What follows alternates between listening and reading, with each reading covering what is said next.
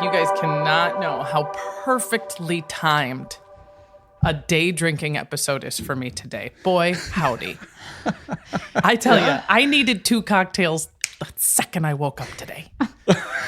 Yeah, I'm like, it's what happened? 11 a.m. It's 11 a.m. and it's a little late. I gotta be honest. Yeah. I feel like overall we're starting drinking a little late today, but you know what? It's fine. Sometimes that's all right. History, I'd like to follow me down the rabbit hole. History, I'd like to frankly, I want to know. Hello and welcome to HILF, History I'd Like to Fuck, where history is a party and everybody's coming. I am your host, Dawn Brody. And listen, since I recorded this episode you're about to hear, the 2024 presidential election has taken place, and spoiler alert, Donald Trump won. Now, I don't talk a lot about my feelings on the present on this podcast, but it's probably not much of a mystery, given the way I talk about the past, to hear me say that my horse lost this one. All right, I think it sucks. And if I let my knowledge of historical events combine with my fear and imagination, boy, howdy.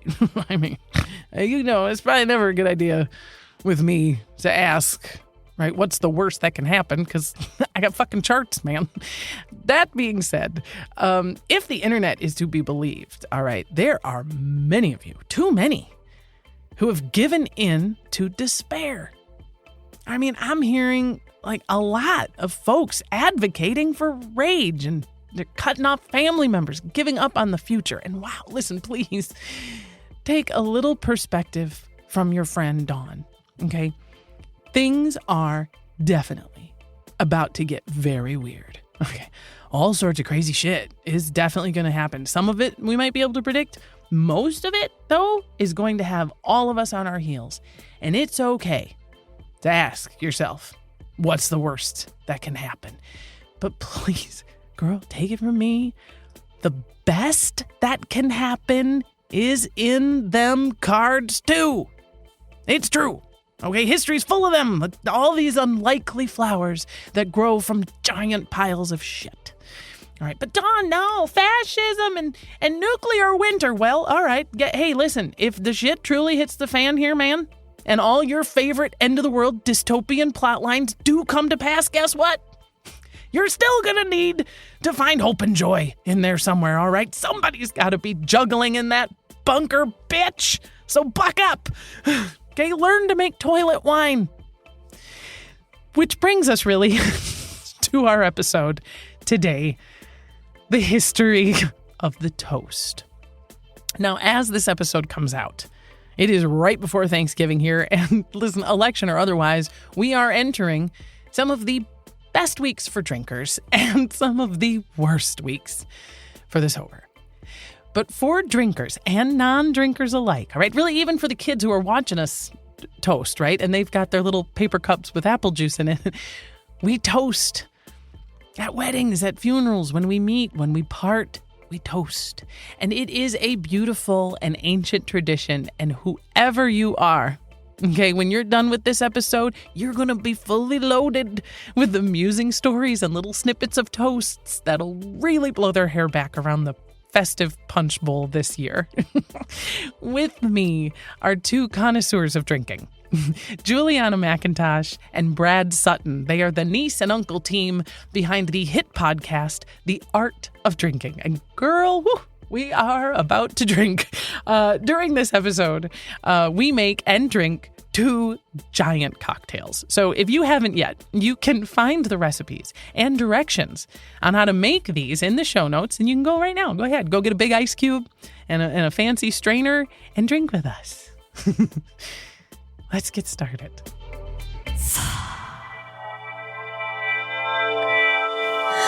We have Juliana McIntosh. Hi, Juliana. Hi. Juliana. I don't want to fuck that up. You know what? It's Jules. I mean, it's just Jules now. Like the Juliana and then the McIntosh. It's so long. Just Jules. It is. That's big. Juliana. Yeah. And she spells out like her name in her Gmail, and it's like Juliana McIntosh. I mean, it's just a lot going on. It's too long. It's too much. It's too much. So just Jules. It's just Jules. So join Jules is how people know me now. Yeah, that's true. Yeah. And Jules. there's like a lot of them that know you, Jules, because she's ladies and gentlemen, listen, Jules is kind of a big deal. Brad's okay. Jules is a big deal. Well, you know what? We love that we like a well-crafted cocktail. And you know what? There's a lot of us out there, okay? There's a lot of us. Sister, she's got over 600,000 of them out there that are following. Yeah. She's written a book, published author, pretty simple cocktails. Pretty simple cocktails. Yeah. And you know, it is funny that is the title because I think some people are going to be like, these aren't simple. And they're there. But nonetheless, they're good. All the recipes I post, I hope are good. Yeah. And you know, we're just all joining Jules to sip cocktails together. That's right. That's all we need to do. You know? And it's not, what I like about it is it's not pretentious. It's not like, you know, you're not out there like with your dropper. I mean, you might have a dropper, but it doesn't make you a cunt or anything. Right. Because you can do this. Like, I feel like you could make all of your cocktails on the top of a cooler next to a camper. Yeah. And everybody's come on. And that's been done. Red Solo cups are welcome here. Okay. Amen. You can make the clink sound just to go clink, and then it's the same. It's the same feeling. You know what? You create the vibe. You know, so you make it how you want it. And that's my goal since day one. Make it how you want it, whether it's served over an ice cube that's clear or not. You know what? I don't judge you. Okay. That's right. You know, we appreciate that because my mom, Lana Adams, I want to say like rest her. She's alive, but I just feel like I want her to be restful right now as I say, because she's a very rabid listener. I feel like she's going to be very glad to hear this, Jules, because she drinks bad wine in tumblers. Right. And she likes to put an ice cube in it sometimes. And people give her a lot of grief for that. And I say, Lana Adams, you live your life. And guess what? I like Chardonnay. Great. And I stand by that. A lot of people hate it. I love it. And screw everybody else who says that Chardonnay is a grandmother's drink. No, it's not. No, it's not. It's an everybody's drink. So your kid had a kid. Big deal. You know what I mean? Grandmas happen every day. That doesn't mean, you know, it's bad taste. You call yourself the CEO of Spritz Season and the Margarita Queen. True. I mean, if this doesn't give you an understanding of who we have here, what joy. Come on. And what else do you need in your life? I mean, this is the people I have a feeling like my listeners are nodding. Like I can feel a wave of just nods and like, we feel like Jules and Dawn. I understand why they found each other. And we have a third. This is a trois episode. Uncle Brad. And not my uncle, Jules' uncle. This is all in the family. Now it's everybody's favorite uncle. He's everybody's. Because of the podcast. Everybody. And really, I mean, I'm looking at him. He's in his bar. He's standing in front of 11 bottles of wonderful booze. Yeah. And you are the, quote, home bartending guru. Yeah. You know all the things. Now tell me something. Did you teach Jules how to drink? Or was this sort of a happy accident? You guys found each other as adults at like a family gathering and were like, son of a bitch, we both got this nailed down.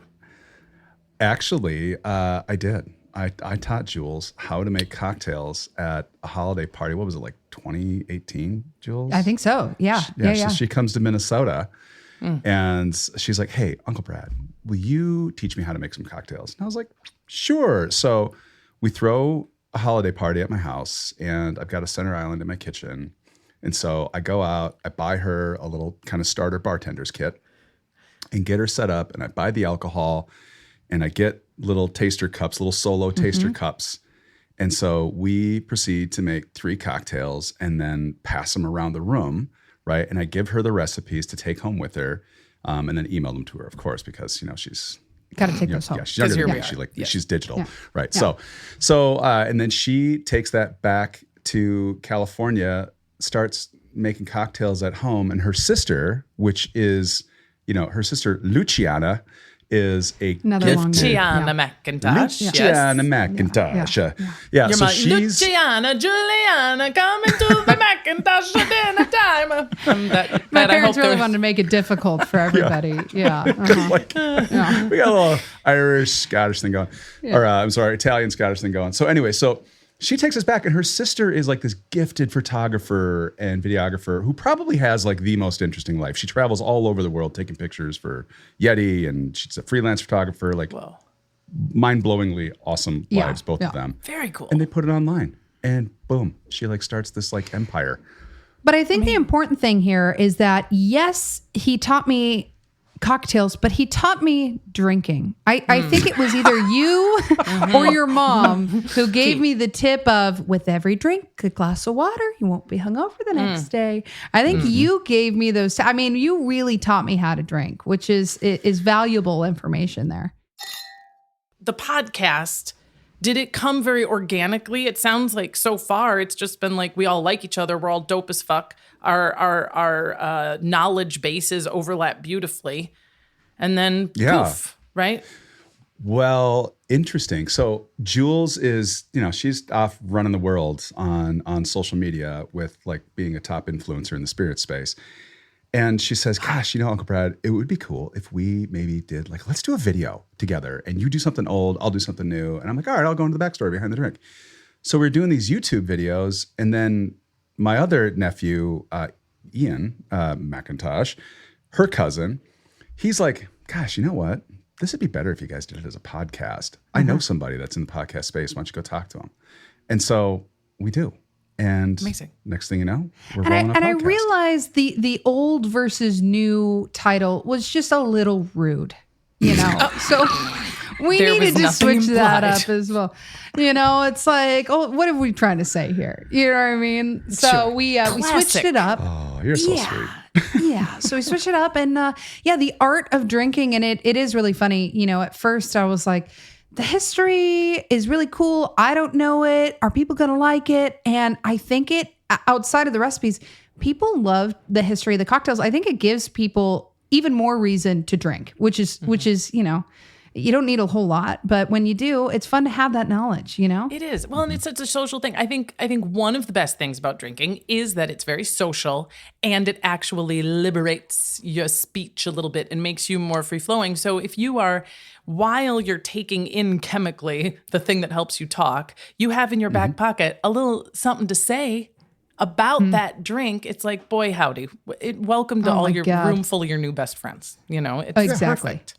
Totally. Yeah, social lubricant. And that really, listen, that's what we're going to do. That's what we're doing for this episode. I'm drinking with you. I have all of the ingredients because Brad sent me in advance the ingredients and the directions for how to make these two drinks. And Brad's going to tell us some of the history, which I have no idea. I could barely pronounce the thing. So can't wait to hear that. And if you want to make these drinks along with us, friends, you right now immediately can go to the show notes of this episode and you can find the recipes and all the ingredients so you can get it all set up and you can drink right along with us. You can get them later. We're going to do the View Carre? Oh, so close. View Carre. View Carre. And then the second drink we're going to make is called a Black Manhattan, which I'm very excited about. And presuming then that I can still speak with some amount of articulation, I'm gonna tell the history of the toast as we are drinking and toasting to each other throughout the thing. We're gonna play some drinking games. I'm gonna tell you about why we say things like, "Here's mud in your eye." Why the hell would you say that to someone you like? I love it. And it is a great companion, this episode, not only to all of the Art of Drinking episodes, which if you haven't already, you're going to be there right now, scrolling through and finding them all, but a previous HILF episode. Episode 14 is on prohibition. So if you want to drink drinks while hearing about those sad sacks who couldn't drink at all. Poor bastards. Those poor bastards. Poor bastards. That's the plan. So, I mean, without further ado, my mouth is watering. Let's make our first cocktail. Uncle Brad, take it away. The View Carre. All right. Well, Okay. sounds so sophisticated. And you're going to be hearing people, all my stuff is here. So enjoy the diegetic sounds of ices and whatnot. We're clicking, we're clanking. So both of these drinks are great for this time of year. One, because they're strong and just great for handling family politics around the table. Two, it's, they've just got these nice, warm fall flavors to them. And so I'm a huge fan. So if you're listening and you're like, all right, what do I got to grab? You want to grab your rye whiskey and you want something around 100 proof. You can go down to like 90 proof if you want, but something good and strong.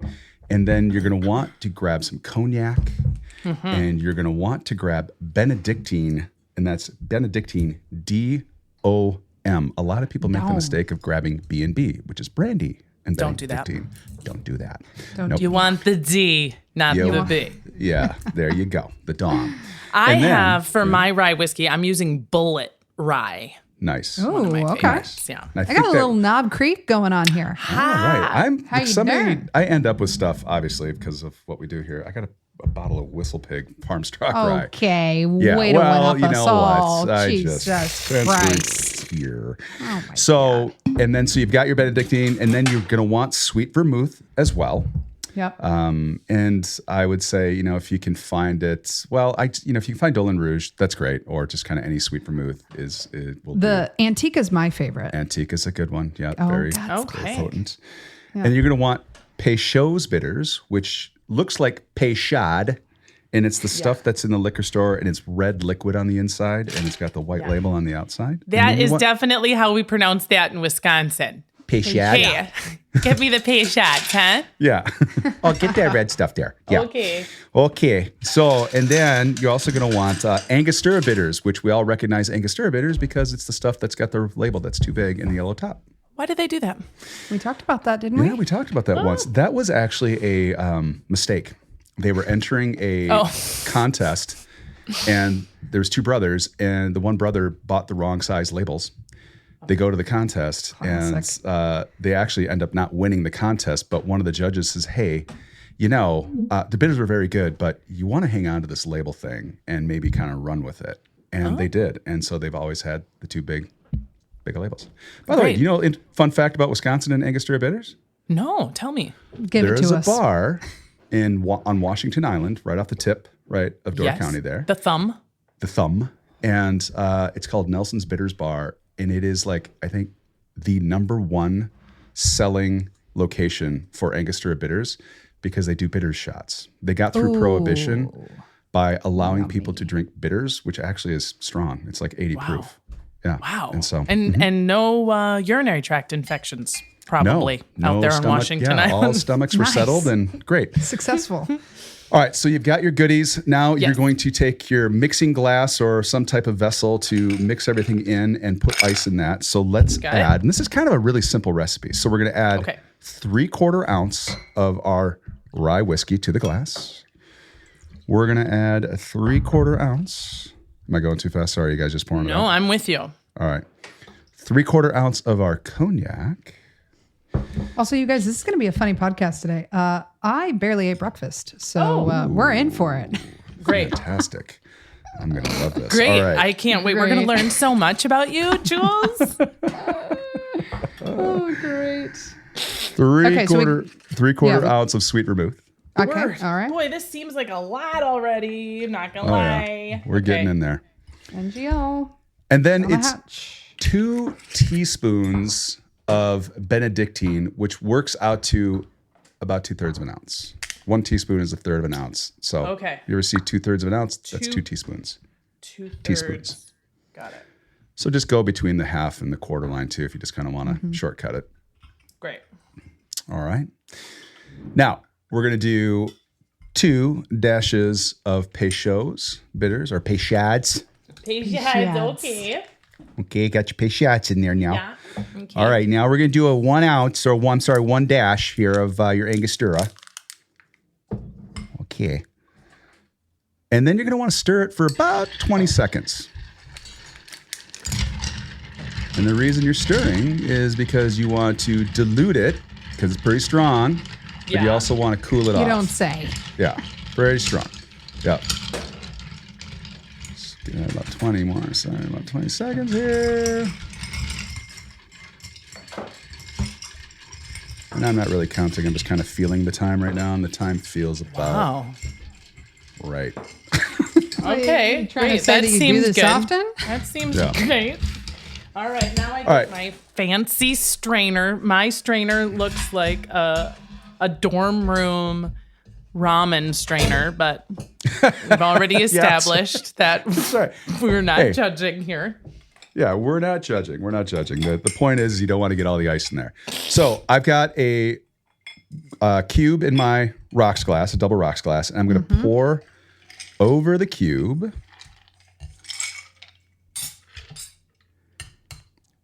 And this actually, Don, I'm sorry, I misled you in the show notes. This doesn't come with a garnish. So no need to garnish. Yeah. Okay, well, I did have Makes a it little lemon easier there just in for case. us. Like that's Yeah, that was a holdover from the Sazerac. So my bad. Oh, look at that. Oh, Jules, look at that fancy glass. Looks like it might be your grandmother's glass. Whoa. ooh. Ooh, all right. Wow, look at We're us. all Look at happy. us. I got a big fat square cube in there too. Oh, yeah. All right, I'm taking a drink Cheers. of my View Carre. Cheers. Cheers. Yeah, cheers. To you and your long life. Wow. That was lovely. Cheers get to better at the toasts. I feel couple like I'm gonna get slices of better bacon today. that I had this morning, and that's And may they carry their weight today. Jules, I love the fact that you had bacon, though. Good for you. yeah, big protein gal over here. Yeah, trying to get that in. I think that it's really going to lay a wonderful foundation. Right, right. For the time we Successful. have ahead. Yes. And this is, listen, as we go forward for the history, I want you guys to know you've got some presents coming your way. Okay. I have ordered a book for myself, and I went ahead and ordered a second copy for you guys, and it might take a minute to come. So I don't have it yet because it's like this thing. It's called the Royal Toastmaster. It was printed in 1791.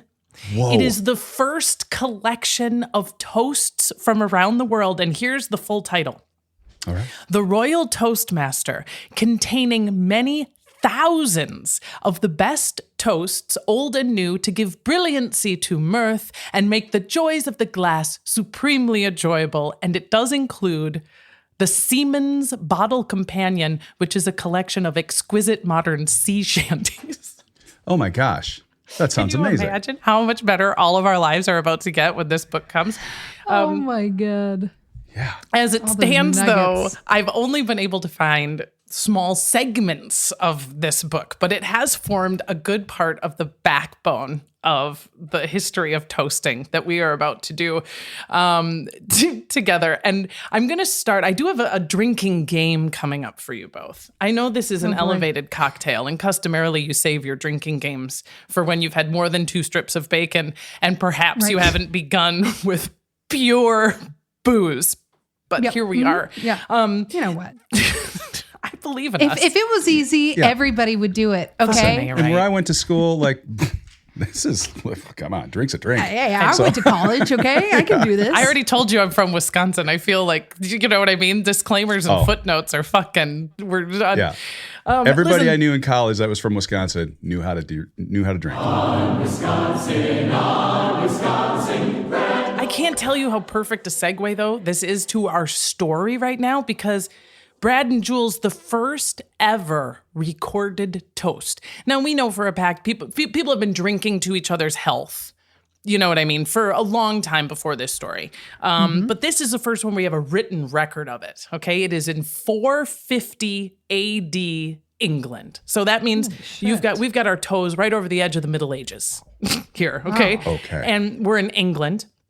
The British king, Vortigern, is having a feast in his honor by his ally, a Saxon ally of his. And during this giant feast, Hengist's daughter, named Rowena, walks a goblet of wine over to the king and says, "Was heil," which means good health. And he drinks it and proposes to her on the spot. He's completely swept off his feet. The toast does It's like the fucking shotgunning. trick. Exactly. Exactly what we're talking about. And if you've ever heard of a wassail bowl, that's where they get it from. Her thing, wassail, which means your health. It's the punch bowl. It's the big bowl everyone gathers and dips their cups into. That's where it gets its name. Germs galore. I love it. Yep. Yeah, right. Yeah. Maybe the alcohol Bring it in. mitigated it a little. Yeah. Bring it in. Yeah. And Yeah. we do, and this drinking together is the point, right? I mean, everybody enjoys a good cocktail on their own, but the point is we get together and we share these communal things. And in 400 BC, okay, we have from the Greek poet Eubulus, I hardly know us, That guy had nicknames. had a key. This was his greatest piece of advice if you're going to get loaded in Rome, okay, is leave the party before the fourth crater of wine comes out. And I was like, okay, this is, and he was very serious about this. He said a crater of wine is give or take a keg worth, okay? And he said that the first three are great. The fourth keg comes out, the fourth crater, it can be okay, but it starts to get weird. The fifth one, there's yelling. The sixth one comes with prancing about. Nobody likes that. The seventh crater comes with black eyes. Ah, yes. The eighth crater, the police. The ninth crater is vomiting. Yeah. And this, I think the sixth crater is for me. I feel like think there's- that's where I would Oh, draw so the you're line. sticking around past Yeah, four. yeah, Okay. I don't want to get FOMO, you know? who the wanna fuck see is what this happens. Eubulus fucking This is nerd? Eubulus. Fourth? Come on. Fuck do you What know? the hell? I'll be the Jesus. judge of that. Here's my question for you, whether you're still there or not, okay? According to Eubulus, what happens when the 10th crater comes out? I'm going to give you both a chance to answer. Death. Oh, shit. Jules is like, that's it. 10th crater? I'm assuming someone gets stabbed. Oh, yeah. I was thinking alcohol poisoning, but yeah, stabbed is another one. Yeah, Stabbed. yeah, Stabbed in death. yeah. Yeah. We're going Is it- dark. Both, but you see, you got, okay, but I heard my first one. Jules, you said death first. I I barely got done. You were like, you're fucking dead. If you stay for 10, You're dead. you're Yeah. dead. And then, Brad, you said more specifically, though, you stabbed. You Yeah. stabbed. If the alcohol doesn't kill you, the guy next to you probably will. Yeah. You get shivved. Yeah. Official answer is, according to our buddy Eubulus, you stay till the 10th crater, and that is when you get insanity and the throwing of furniture. Oh, Okay. Wow. So not too extreme quite yet. I feel like That's you just guys, a normal Christmas over here. I know. I was like, we get to the 10th. Yeah. Wisconsin, we're there. Frankly, by the fourth crater, so there can be literally chairs. has been Christmas Eve before. Yes. So I've seen it. Yeah. Okay. I feel like technically though, Brad, your answer at least included some amount of violence prior to death. So I'm going to award this point to you. And in our drinking game, the winner is toasted to by the loser, which means Jules and Penance, your job is to you and your bacon strips need to come up with a toast of some kind to dear Uncle Brad. Oh, okay. I have a famous toast that I like to say that I'll kick this off. Great. Okay. There are old ships and there are new ships and there are ships that sail the sea, but the best ships are the friendships made between you and me. Wow. Oh, Shout to out you. Uncle Cheers. Tom. That was great. Now I don't know what I'm going to do after that. I gotta be honest. If I said that one time through, there's 10 shits have come out of my life. That's got to be happening. It was a great toast. It was a great toast. Do you know where it came from? My Uncle Tom on Christmas, after the furniture had been thrown the next day. By the 12th crater. Yeah, He did carve it on the wall in someone's blood, but it was 'cause very I think affectionate. after the 10th, it comes the 11th, and that's where the singing and dancing begins again, where we're That's all right. friends and family. Yeah. Well, that was my point. I mean, they said the vomiting comes after crater 9. I feel like if you play your cards right, if you're done vomiting, you can go right back to like Exactly. Crater 6, which Yeah, is just Boot and prancing Rally. about. Yeah. Boot and rally. Yeah. You 100%. can just go from 6 to 9 and back to 6. You can do that for days. for days. Oh, we spend a Latin with the lasses drinking gin. It took about 1,200 years from that toast in England for us to have the name toast. And it came around because in the late 1600s, we started putting literal toast in our wine or croutons. And it was largely salad? Yeah, exactly. Well, that's what I'd call it. You put a crouton in my wine, I officially little just had a fruit salad for salad. lunch. Yeah. But it was for sour wine was the original idea. Is that if it's getting kind of nasty, vinegary, you put a little toast in there, it'll help the flavor. Toast will soak some of it up. I mean, I see the logic there. Sure. Yeah. But then people started to be like, I think I could do this with good wine. I like having toast in my wine. It's nice. And then places like taverns and stuff were like, of course, have some toast. It was an added benefit to come and drink in our place because there was toast in there, right? So this is a thing that starts in the late 1600s. And then one day in the city of Bath, a resort town for, I bet you can guess what they were famous for there. Yeah. It was the baths. Surprise, being surprise. Yeah. clean. And there was, now this story is a little dubious because sometimes baths are definitely whorehouses. And this story involves a renowned lady of beauty, which I think probably means she was a prostitute. But in any event, this beautiful lady is nude, presumably, or as close to nude as they get in the company of men. And she's in the bath at Bath. And some very good-natured dude is like, oh, she's so beautiful. And he dips his cup into the water to drink it as if she's so wonderful she turned the water into wine, right? Yeah. And Okay, then Jesus. Or he's a a total funnier pervert. guy, or he's very fetishy. Yeah. But then another guy is like, yeah, that's sweet. And he jumps in the water, grabs her and says, I prefer the toast. Ooh. Word, right? Which was a Damn. much smoother. Smooth, move, and Jeez. aggressive. Wow. Yeah, he I won. know. Yeah. Here's a quiz. I'm gonna tell you a famous toast, and then you guys have 3 choices, multiple choice, who you think said it. Okay. The toast I'm going to is give a lot of toasts today. it's true. The toast is this. In victory, you deserve champagne. In defeat, you need it. Who said that? A, Oscar Wilde, B, Napoleon Bonaparte, or C, Mark Twain? I'll let Jules go first. I'm gonna go with B because of his fighting abilities and being the captain of the war. Captain of the War. You're guy. going Yeah. Napoleon Bonaparte. And Napoleon, Uncle Brad, your thoughts? Well, that's where I was going to go, but I'll go A just for the sake of having. You'll go A. I like that you were like, I know the answer, but I'll go ahead and say Oscar Wilde. Oscar Wilde certainly would say something like that. I'm sure that Oscar Wilde heard that. He'd be like, word. Same. Word, yeah, SAMCs. But it was, in fact, Napoleon Bonaparte.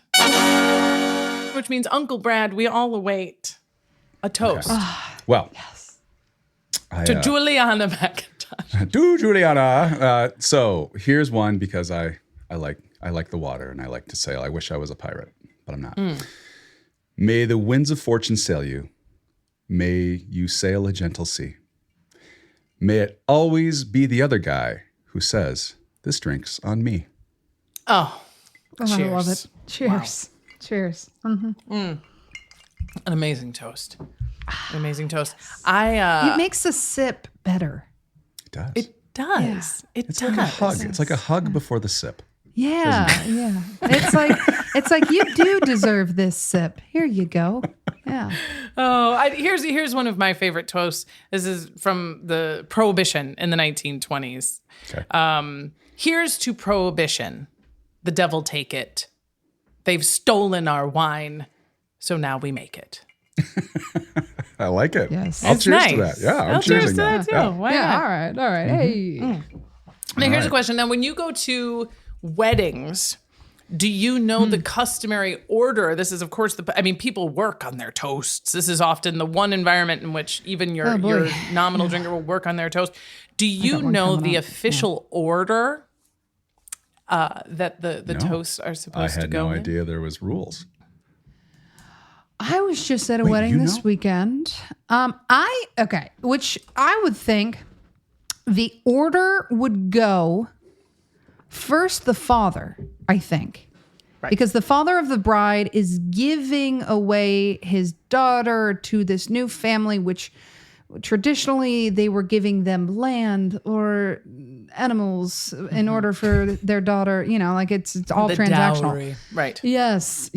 So I would think it was the father who was giving away his daughter to show his appreciation for the family. And that's as far as I'm going to go. I'm going to let somebody else. Brad, you want to jump in here? But I'm going with father first. Then the best man? Father first is 100% correct. Or is it the bride?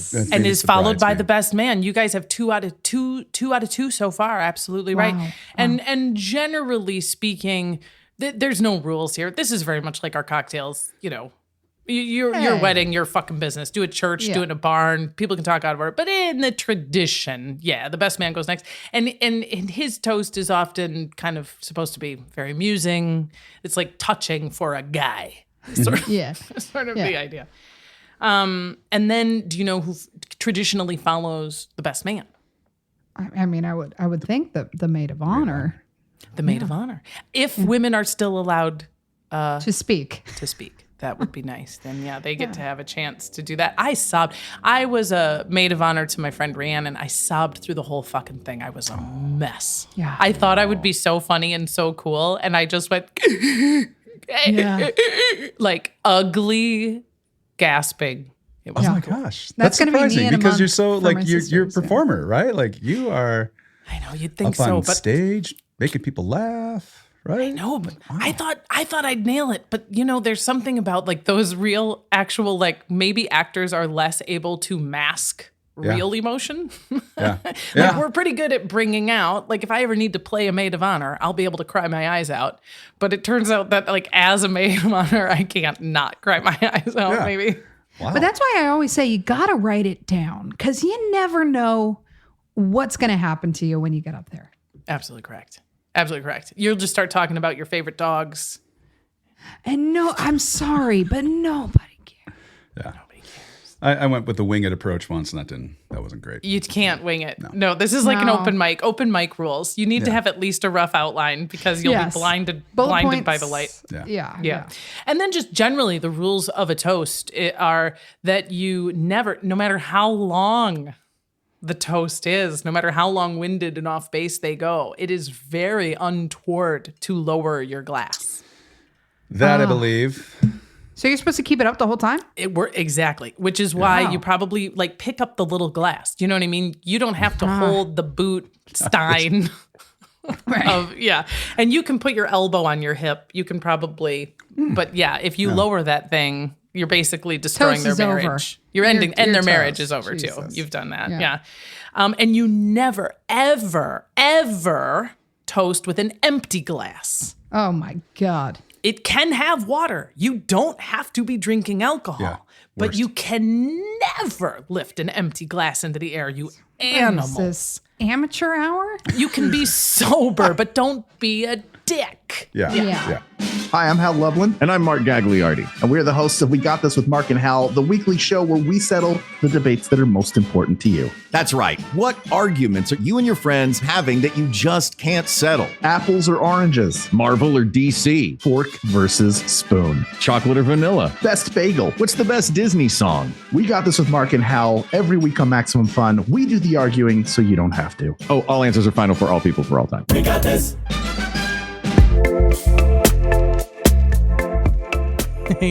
Before we climb back into the glass with Brad and Juliana, a moment to thank all of you who have already purchased your tickets to HILF Live.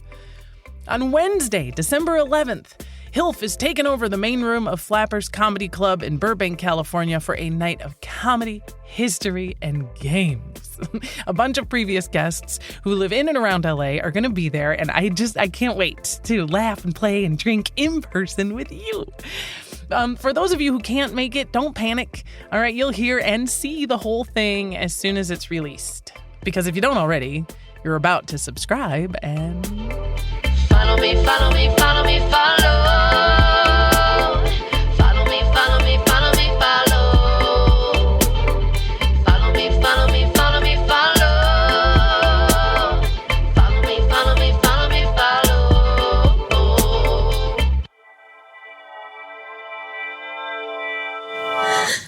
Okay, I have my rye whiskey back.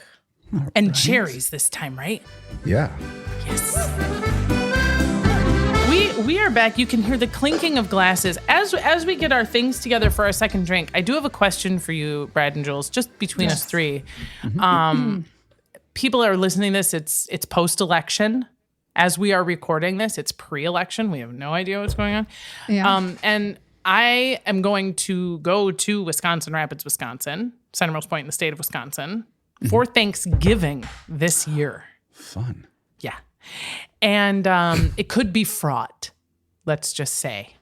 Yeah. An emotionally Because- fraught environment, given the difficult dynamics of our political environ.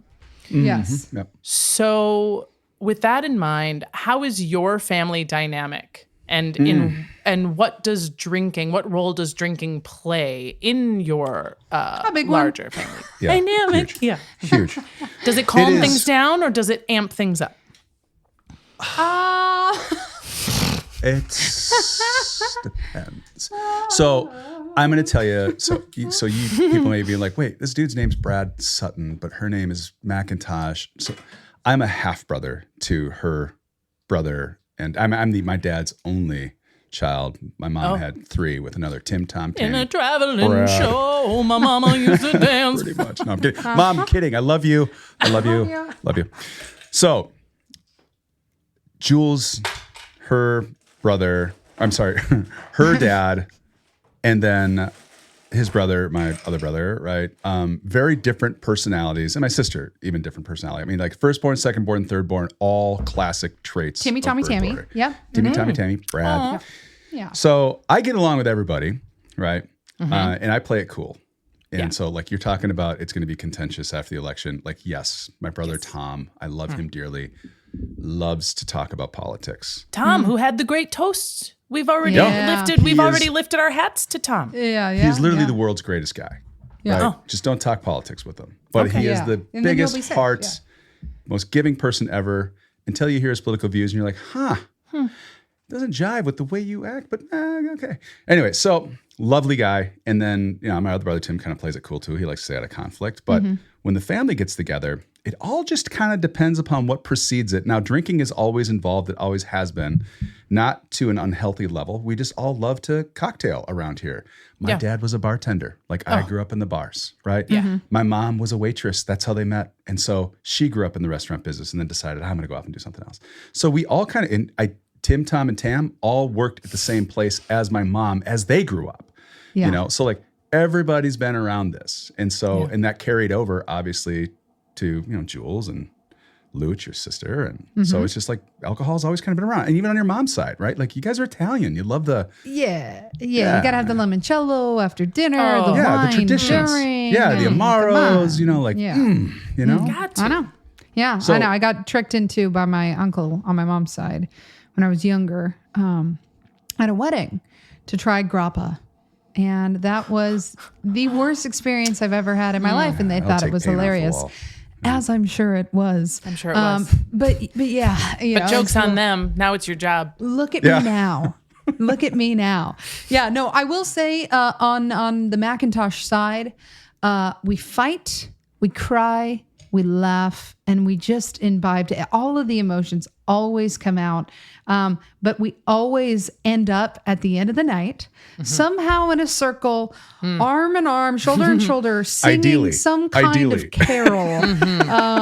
So it is. It's a whirlwind. But I mean, at least whenever I've been around for our family get-togethers, it's just always a good time. And sure, somebody gets upset, but who doesn't? Who doesn't? You know what? Just don't take it personal, right? I mean, like that's the moment you idea. take it personal, it gets personal. It gets And that's personal. it. I agree. Our family has a lot of drunks, and the good news is they're just all happy drunks. You know what I mean? That Yes. we've lucked out that we don't have like that. We don't get to the 10th crater. Right. Typically, I'm adopting that so much now. Don't go to the 10th crater. Ah, shit, Jules. We're on the 10th crater. Let's get out of here. Time to This go. is insanity in the throwing of furniture. We're there. We're there. Well, the book that we have upcoming for all three of us, one of my favorite quotes, this is from the author, Rouge. He's just talking about how fucking great drinking is and how fucking great toasting is and why we should drink and toast to each other all the time. And he says, a toast excites good humor and revives languid conversation. Often does it, when properly applied, cool the heat of resentment and blunt the edge of animosity. A well-applied toast is acknowledged universally to soothe the flame of acrimony when season and reason oft used their efforts to no purpose. Oh my. Do you see what I mean? Why we all need to have this book? Yeah. This We is all like need to toast words of more. Yeah. beauty and Indeed. wisdom. I will tell you what, though, my biggest takeaway, though, outside of the beautiful, wonderful toast, I got to try toast in my wine. Word. I mean, Yeah? what is that? Yeah, you let me know how it goes. Yeah, no, I mean, there had to have been a there, and that is all I can think about since we talked about it. I can't wait. I'm I can't wait. I am going to be among your hundreds of thousands of Yeah. followers that watches you dunk a piece of, because here's what I think it is. I think that you get your wine, right? And then you get like a great crunchy, buttery, garlicky Oh, okay. with I'm a listening. red wine, Yeah. and you let it hang out in there. Yeah, I was Kind going of to say like you let it licorice in a just- milkshake. Yeah. Yeah, you let it just mellow and just, I mean, do you take it, do you eat it like after the end? I mean, I'm just I curious. feel like you do. I feel like you watch the little like pools of oil that are going to form on the top of your wine, and you just go, this is what's supposed to happen. Somehow I am salivating right now. What in the world? That sounds so good. It's I kind of want to make like a Lambrusco salad. Oh, shit. Yeah. Yeah. And to right. your point, you can absolutely say, I had a salad for lunch. I had 3 salads. 100%. Oh my God. How many That salads did you have today? I had 3 fruit salads. Go fuck yourself. Lambrusco salad. And I'm speaking of which, healthy. You're not. I'm healthy. You suck. I'm great. Which is precisely what one solid cocktail should be telling ourselves. And we're moving into our second cocktail. I have in front of me again all of my official ingredients for the Black Manhattan. Yes. Oh, Jules, that was gorgeous. Perfectly I'm timed. ready. Yeah. All right, Uncle Brad, tell us about the Black Manhattan that we're making. All right. So the Black Manhattan it's just a take on a Manhattan that uses an Amaro. And interestingly enough, Vermouth actually, so sweet Vermouth, the birthplace of sweet Vermouth is Italy. It got a French name because it ended up like it just kind of got renamed by people in France, but it's an Amaro. It's a fortified wine mixed with herbs and spices. And so in this case, we're using Amaro Averna, which is actually from Sicily, but the birthplace of I Vermouth. bought it for this episode. Oh, it's delicious. Look at this beautiful Isn't fucking it pretty? bottle, man. Yeah. You got Montenegro. Well, you know what? That'll work. I'm drinking it anyway. No, it honestly, okay, It so should probably work just fine, actually. No, I was going to say I've made this Black Manhattan with many different dark Amaros. I've actually made it with Chenar, and that's great too. Which is an artichoke liqueur. So here's the deal. The thing with especially Italian Amaros is they've all got a little bit of a difference to them, but the whole idea is that you're introducing bitter and a little sweetness with the vermouth. So you're fine with the Montenegro. probably a little bit more chocolatey, I think, if that's the profile. That never hurt anybody. Which is like, yeah. Except for that dogs. works. Well, And here's a great thing too, that if you want to, you can drink Amaro on its own. And it's great before a meal. It's great after a meal. It kind of helps you both open up your appetite, helps you little digestion after the meal. yeah. I like the way you and think. here's a little tip. You got your aperitifs, which in Latin means to open. So you drink an aperitif before dinner, and then you have your digestivo, which helps you digest. So those darker Amaros are what you sip on in a little glass with your great grandfather after dinner, Yes. and it'll help you digest your food. Yeah. So That's so handy. Thank you. we're going to use rye whiskey, and we're going to do 2 ounces of rye. Oh boy, So whatever rye is important to you, you can use what you just used. he's a rye guy. I've had the coupe glass that you told me That is have gorgeous. chilled in the freezer for 2 days because this one, I wasn't going to fuck this one. Damn, I love that's it. impressive. Look at that. Look at it's that. just frosty. Holy smokes! Yeah, I'm pretty proud. I'm not going to lie. Okay. All right. I have added my rye whiskey and my Amaro so far. Yeah. So we're going to do 1 ounce of the Amaro. And so that's in there. And now what you're going to do is you're going to add 1 dash of Angostura bitters. So Got it? back in there. Okay. And then 1 dash of orange bitters. Also goes with a in big there. label. I got with the that we Oh, yeah. learned. The little Angostura orange bitters. Yeah. Beautiful. Beautiful bitters. Yep. So you get those in there.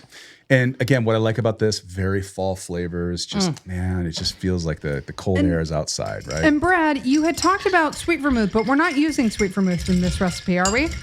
No, this is more of an Amaro, but it's very similar. It's still a Yeah, fortified okay. wine, right? So, yep. I'm doing the Uncle Brad. I'm feeling it. This feels like sub 20 seconds. Yeah. Great. Oh, and a cherry. Oh, and I got to get Oh, yeah, you need your cherry too, yes. And fancy cherry. What do you got? Oh, you is- got the good ones, the Yeah. Luxardos. Oh, hell's bells. Yeah. Oh, Yeah. yeah.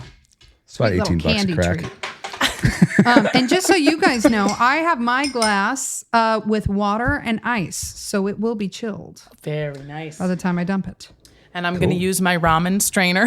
But I got the good cherries. So you win some, you lose some. Well, somewhere on my small desk, I've misplaced my strainer, so I'm just going to use my fingers, which adds a little salt to the drink, and that's always tasty too. So here's the nice thing about when you make drinks for yourself, you can make them how you want. See, it comes out just like so silky, doesn't looks so pretty. it? Yes. Now you're going to take your cherry, and I put my cherry on a pick. Oh, yeah. I got a little skull on the top of my I pick. put my cherry in the back of a Camry into the... Yeah, I'm 6'3". I just there was no cars for me, so Understand. Yeah, no. Yeah. You need at least a Buick. Ford LTD, Oh. 1972, was my first car. That thing was the beast. I bet. Don, it had a hole in the floorboards, and so like you could drop your beer cans. Not that I would suggest doing that. No, that would be the floor. terrible. Yes, Oh, all right. man. To your long and wonderful lives.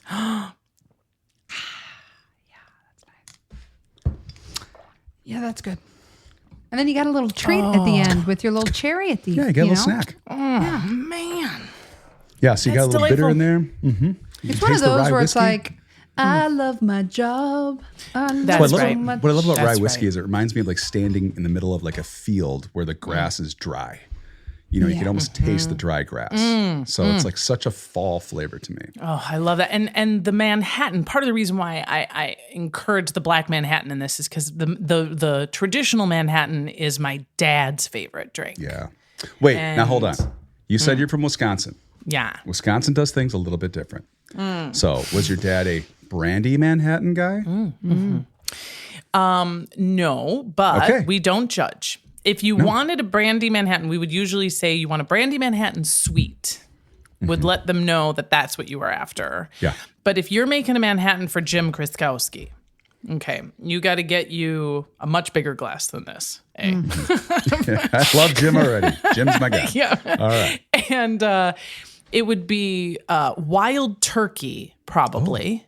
Get after it, Jim. Get after it, Jim. Wild turkey, sweet vermouth, dry vermouth, Oh, bitters. Oh, perfect. All right. And a cherry. Okay. I And love he it. used to make it and put it in a water bottle. And we would take it out. That's the roadie. And then that was like love your Wisconsin. thermos so that you could dip, get your icy glass and you could just wow. Boy, did And we have this is fun. why I say we don't judge, because actually, that sounds like a really good idea. Yeah. It really is. If you're going tubing down the Apple River, Oh my God.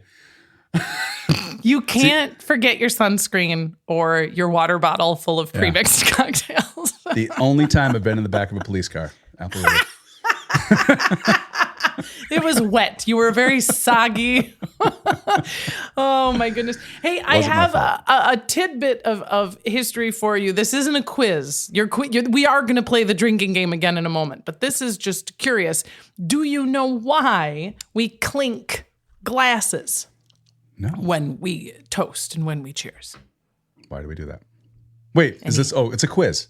It's not a Sorry. quiz. Here's why it's not a quiz, is because the actual definitive answer to that question is unknown. It is lost to history.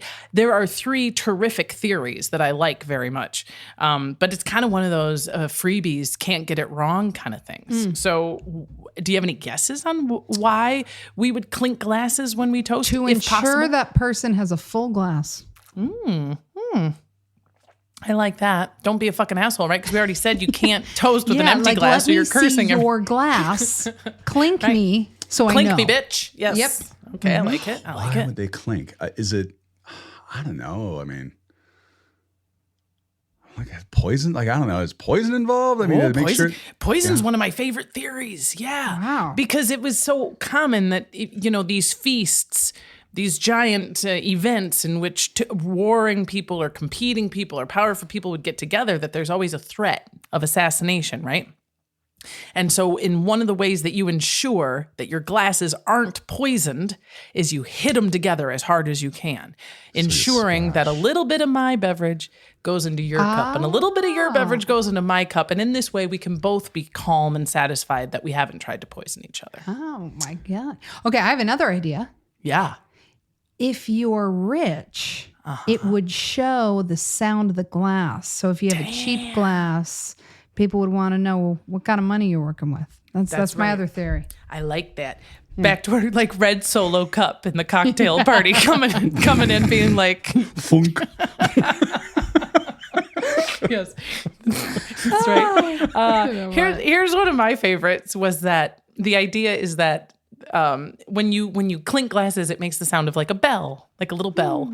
And in early Christian bell. tradition, yes, bells were very sacred. And one of the ideas is it kept the devil away. The bells sort of kept the atmosphere that you could hear was holy, in part because of the sound of bells. So if you clink glasses, it makes a little bell sound, which means the devil can't get in. Yeah. There's no room for like the it. devil in this. I like that it. too. I like that a lot. I'm often though like if the devil wants to come in though, Yeah, for a little bit. Let Like, 'em you gotta leave at the play. end, Yeah. right? Like it's not a I don't want to be a sleepover. jerk. Yeah, I mean, just let's not stay late. That's right. That's right. Yeah. Don't be the last one to leave. I don't you want know? to. Yeah, don't be a dick. When I start flickering the lights, Yeah, if you don't mind. Yeah. Get out of here, Johnny Laitner. So And to that end, we now that we said that one was a freebie, but this is the actual drinking game. We talked about where I'm from, rural Wisconsin. I know, Brad, you're in Minnesota. The oldest drinking game that I could find in the historic record was from 500 BC. sweet. Meaning drinking games are older than Jesus. I think that's important. I think that's just an important thing to know.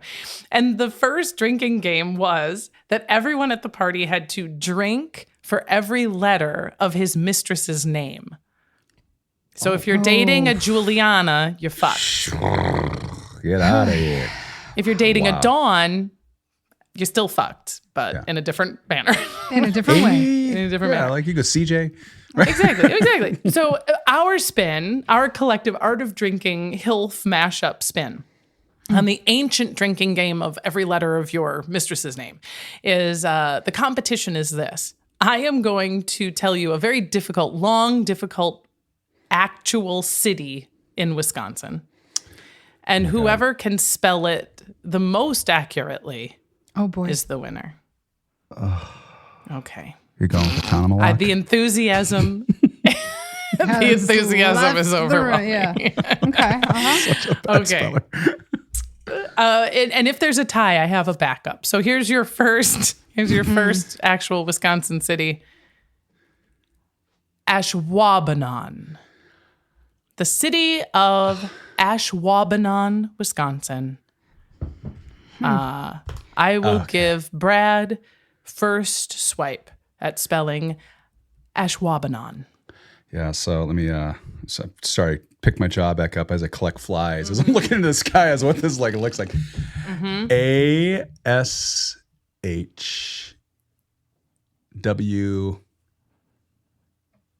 ASHWAUBANON. Not bad. You got 2 letters wrong, but that wasn't bad. Jules, would you like to give your try? Now, you have a choice. You can try to spell Ashwaubenon and see if you can get those 2 letters that he screwed up correct. Or I can give you a new name and you can start from scratch, but it will be a totally different city. I think I'm gonna go with this. I'm gonna go with this. I'm gonna go with this one. Are you just stalling while you Google it? No, no, but I did write. I did write it. Okay, she's got a pen. See. That's yeah. fine. I did write. So I didn't use the U, and I didn't end with an A. Okay, so would you please then spell Ashwaubenon? Yeah, ASHWABANON.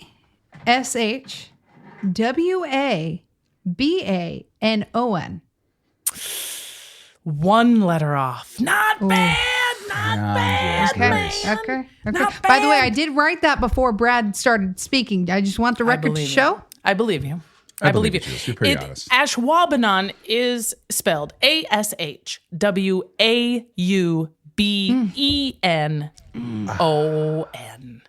Ashwaubenon.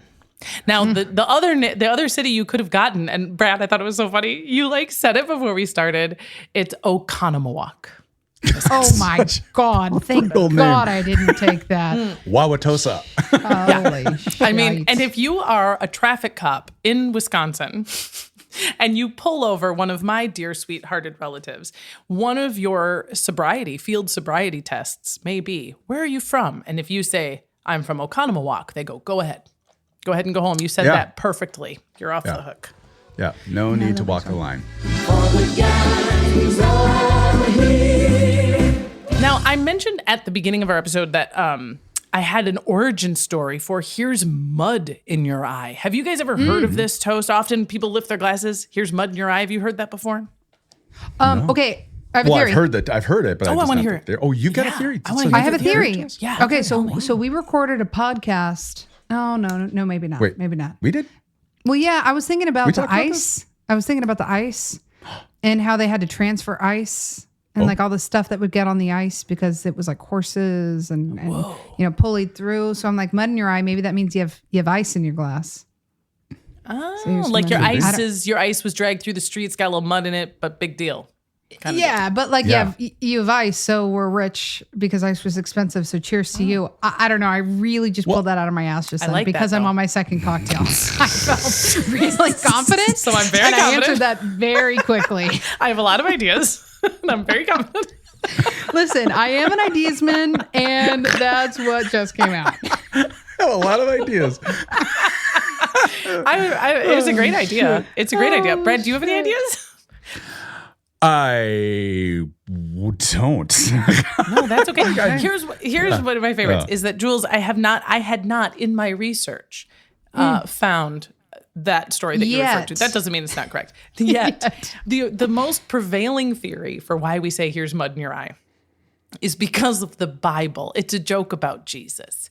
That he in the Bible once healed a blind man by rubbing mud in his eyes. And so the idea is that a drink burns a little bit. A hangover can hurt a little bit, but that ultimately it cures you. So like Jesus rubbed the dirt in the eye to cure blindness, you raise your glass and say, here's mud in your eye, as in, this is going to hurt, but it's good for us. But you will not be blind no longer. Yes. Well, can you imagine the guys like, hey, that hurts. Why are you rubbing mud in my eye? Come on, Jesus.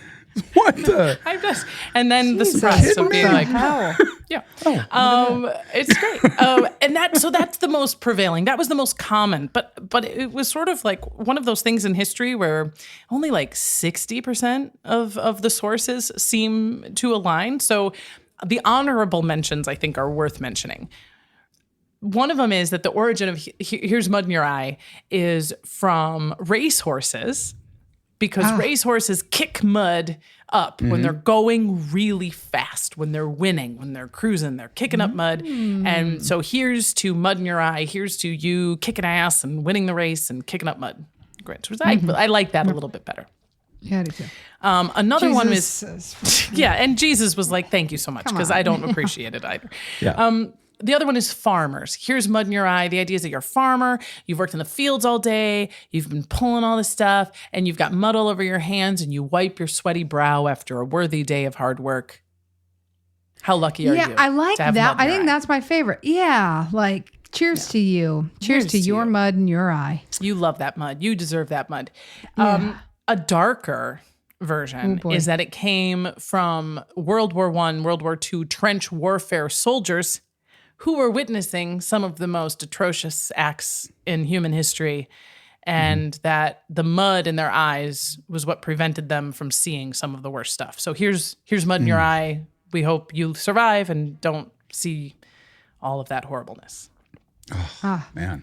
Yeah. So Or here's to the mud in your eye because you're buried in the ground and you're dead.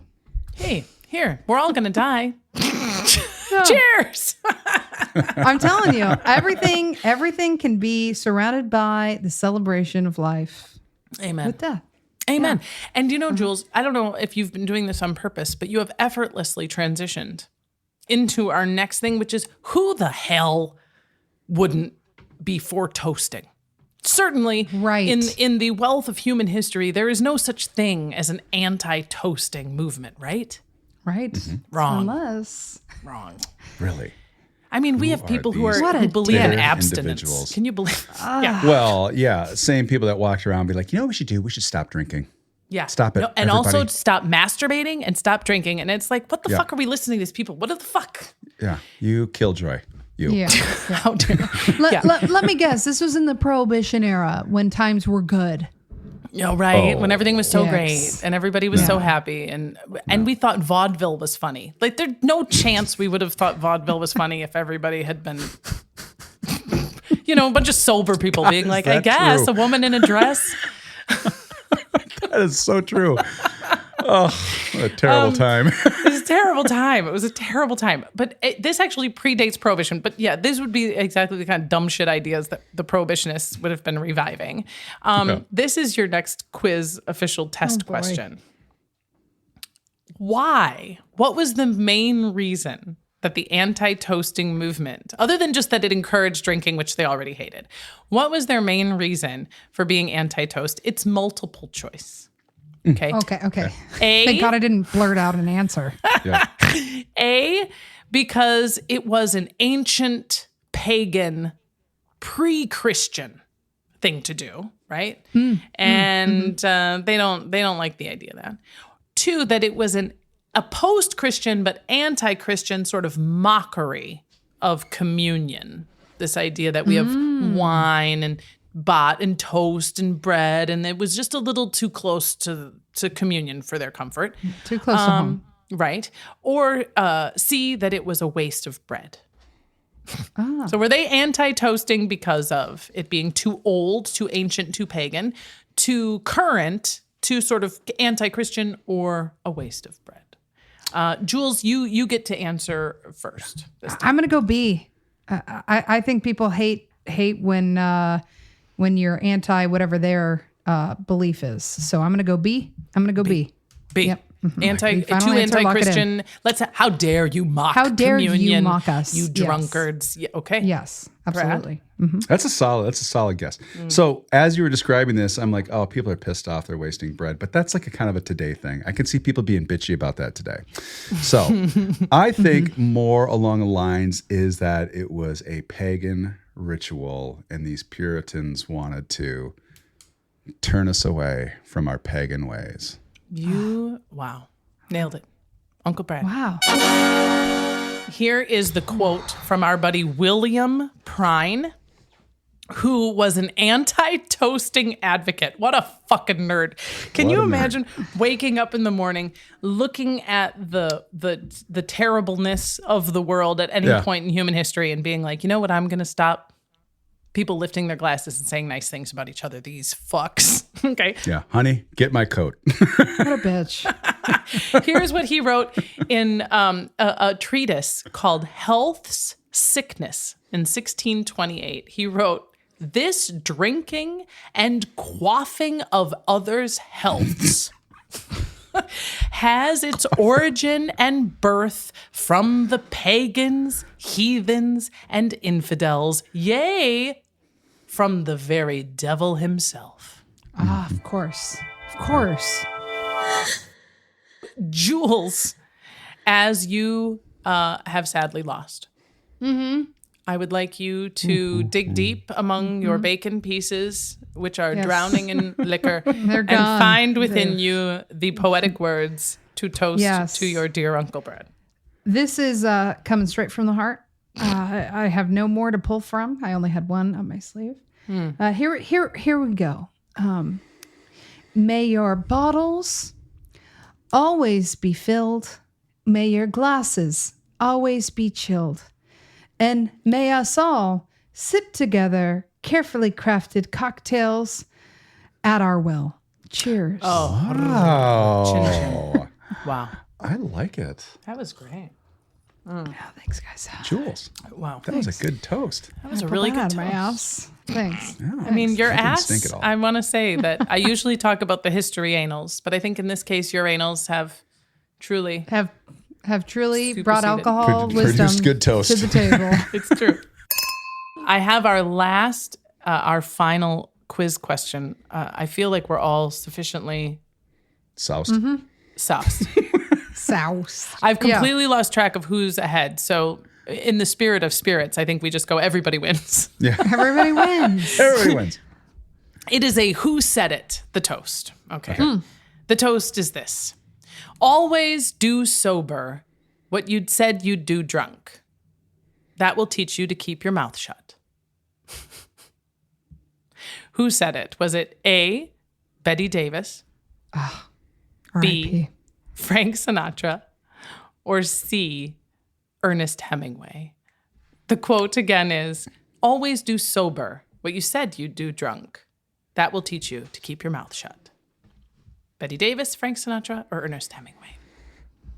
All great drinkers, I think we can agree. I gotta go, Betty. Just gotta go, Betty. going- I gotta Go Betty, go, go home. Sinatra. Sorry, Go Betty, go go home. Betty, go home. This sounds like That's Frank my girl. Sinatra to me. That's my girl right there. Yeah. Gotta go back. You gotta go, Betty. I'm going okay. Frank. Oh, wait, Jules, go Betty. Brad's going going Betty. Frank. Yeah. Oh, can you believe it? It's Ernest Hemingway. Oh, Oh. Damn it. God Can you damn believe- it. Damn it. but no, because this means I toast to you. Okay. May you have the hindsight to know where you've been. May you have the foresight to know where you're going. And may you have the insight to know when you've gone too far. I like God it. Gosh, Damn was it. such That good one was toast. good. Oh, shit. Cheers to that. I'm telling you, a good toast makes you want to drink. I know, right? It's the perfect time. I really am. I'm loaded, and I'm also very proud of myself because my dream really was that I could produce an episode sometime before Thanksgiving when everyone was going to be feeling feelings. And I don't know what those feelings are going to be feeling, but they're probably going to be big feelings, and they're probably going to be with their family, whether they fucking like it or not.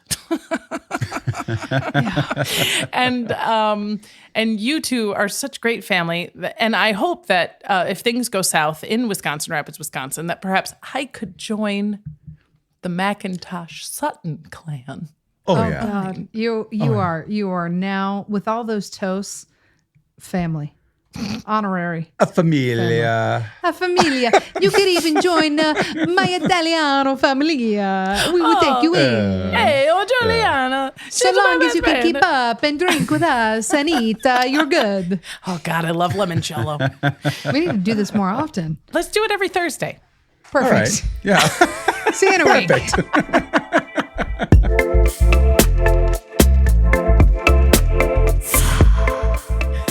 Thanks again to Juliana and Brad. Man, if you don't already, you are going to love their podcast, The Art of Drinking.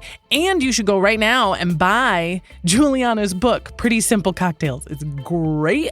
Somebody you love is going to love it for Christmas. And then also watch for their upcoming episode with me as a guest. We get totally sloshed again. It's marvelous. As for us, listen, the next episode that you're going to hear is the HILF live recording. And then we'll come at you in the new year with a whole new season of jaw-dropping guests and rock-hard history. Until then, our theme song was composed and performed by Kat Perkins. A reminder that you can find my sources, links to the books, documentaries, and articles I reference in the summary of this episode, or by emailing us, hilfpodcast@gmail.com, or messaging us on social media @hilfpodcast. If you'd like to leave a little cash on the nightstand, I'm so grateful. You can find me on Patreon or buy me a coffee. Links to these and more are all in the show notes. This has been HILF, History I'd Like to Fuck with Dawn Brody. I'm Dawn Brody, reminding you that history is a party and everybody's coming.